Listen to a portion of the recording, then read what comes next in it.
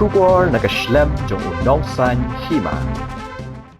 Uba polling do Menteri Ketana Tourism uloong baka sorkar kaya ibut din ya kijing dawa ka all Khasi Meghalaya Tourist Taxi Association. Ya kani uba pol ulapan pauru de halor kajing penmana ka all Khasi Meghalaya Tourist Taxi Association bakan pelong ya kajing ki na do ka khanru trek bar uloong ru bahaga jaga banekren kile penman da kani ka sinjam bat kila khang sai ka association bana Assam. Nilayo i mentakasi ki Association Penyaat Kali Tourist na Assam kila berngam bat lada ki Association Penyaat Kali na Meghalaya ki khang ya ki kali na Assam ban let shaki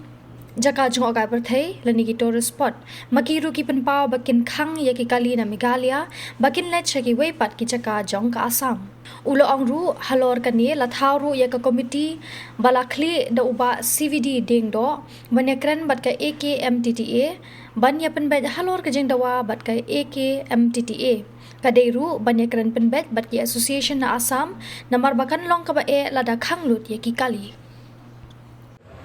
mau ya kani ba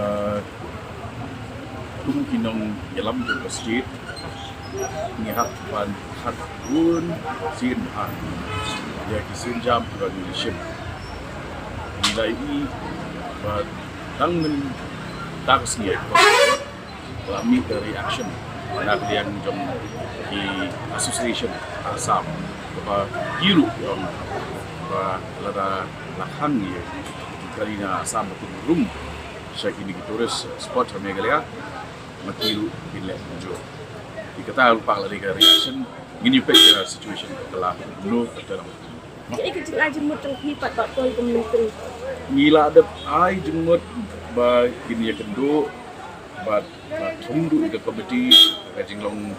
nongelam jom u ba CV ding do ba serel di kini keju ke association ya kedua EU nak portion port dengan suatu akan berkom bakim nak ban resolve buat kini haka jici syah haba kadon dan itu kecik kabai dei kreng jongki buat ki driver na Assam community ba kini kan pergi atli association ke association na Meghalaya association na Assam jaka bakin le unta dan ki shim ya kesin jam kaba